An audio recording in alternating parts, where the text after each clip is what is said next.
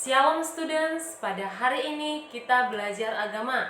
Sebelum kita belajar agama, terlebih dahulu kita berdoa. Untuk peserta didik kami yang ada di rumah, silakan ambil posisi berdoa dan setelah berdoa, kita lanjutkan pembelajaran kita. Materi kita hari ini adalah ibadah yang sejati. Nah, menurut kamu apakah itu ibadah yang sejati? Sebelumnya kita menyimak cerita.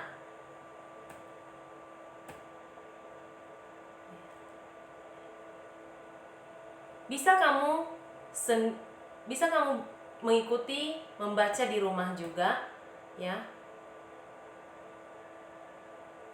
Ceritanya, suatu hari sepulang sekolah, Anto berjalan dan melihat seorang bapak yang tidur di emperan jalan.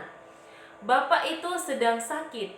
Ia mendekat dan berdoa dalam hatinya, "Tuhan, kasihan sekali bapak ini. Mengapa ia sakit? Tolonglah bapak ini." Ya.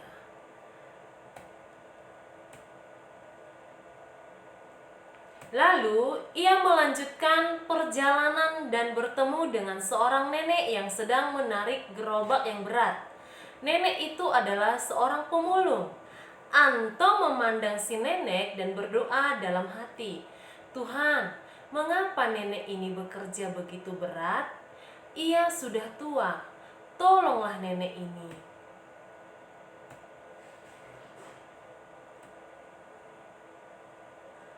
Selanjutnya ia bertemu dengan seorang anak perempuan kecil yang sedang mengais sampah. Ia melihat anak itu membuka bekas bungkusan makanan dari tong sampah dan memakan sisa nasi yang ada dalam bungkusan itu. Anto kembali bertanya, "Tuhan, anak kecil ini kelaparan sehingga ia harus makan dari sisa makanan yang ada di tong sampah."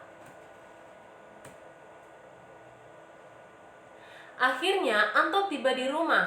Peristiwa yang ia lihat dalam perjalanan ketika pulang ke rumah masih terbayang-bayang. Anto menemui ibunya. Dengan tidak sabar langsung menceritakan kejadian itu, serta mengeluh mengapa Tuhan tidak melakukan sesuatu kepada mereka. Ibunya menyadarkan Anto dan berkata, "Mengapa kamu mengeluh? Tidak sepantasnya kamu marah atau menyalahkan Tuhan atas kejadian yang kamu lihat. Tuhan tidak diam. Tuhan telah berbuat sesuatu. Tuhan sudah bertindak." Tuhan menciptakan kita, umat manusia, agar kita dapat saling menolong. Tuhan menghadirkan kamu di dunia agar kamu bisa melakukan sesuatu bagi mereka. Kalau begitu, apa yang dapat kamu lakukan untuk membantu mereka? Setelah membaca cerita tersebut, maka ada tugas untuk kamu kerjakan. Yang pertama, apa makna cerita di atas bagi kamu? Yang kedua, jika kamu adalah Anto, tindakan apa yang kamu lakukan ketika bertemu dengan salah satu dari ketiga orang dalam cerita di atas? Nah, silakan kerjakan di dalam buku tugas kamu dan kita akan lanjut di pertemuan berikutnya untuk lanjutan materi pembelajaran kita pada hari ini. Thank you and see you.